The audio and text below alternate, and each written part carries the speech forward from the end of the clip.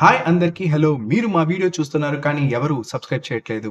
మీకు ఈ వీడియో నచ్చితే లైక్ చేయండి, షేర్ చేయండి, సబ్స్క్రైబ్ చేయండి. ఎందుకంటే ఇందులో చాలా మంచి సమాచారం ఉంది.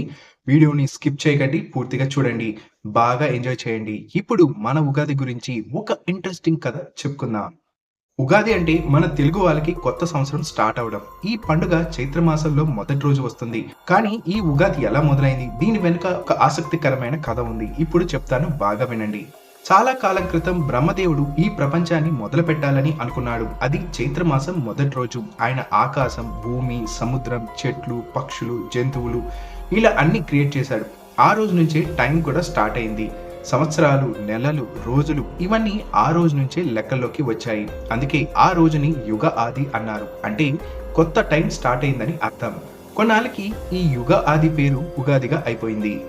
ఇంకో చిన్న కథ కూడా ఉంది. ఓసారి దేవతలు, రాక్షసులు కలిసి సముద్రాన్ని తిప్పడం స్టార్ట్ చేశారు అమృతం కోసం. అప్పుడు విష్ణుమూర్తి మోహిని రూపంలో వచ్చి రాక్షసులను ట్రిక్ చేసి దేవతలకు అమృతం ఇచ్చాడు. ఈ గెలుపు కూడా ఆ మొదటి రోజునే జరిగిందని పెద్దలు చెప్తారు.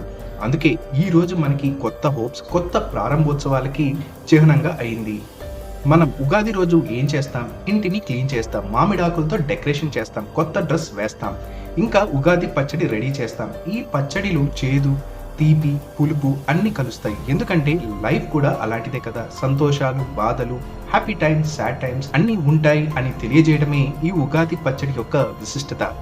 ఇంకా ఈ రోజు పంచాంగం వింటాం, కొత్త ఇయర్లో ఏం జరిగిందో పెద్దలు చెప్తారు, మనం వింటాం.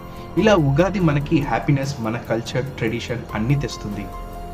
ఇప్పుడు చెప్పండి, ఈ కథ విన్నాక మీకెలా అనిపించింది? మీ ఒపీనియన్ కామెంట్స్‌లో రాయండి. ఈ వీడియో బాగుంటే లైక్ చేయండి, షేర్ చేయండి. నా ఛానెల్‌ని సబ్స్క్రైబ్ చేయడం మర్చిపోవద్దు.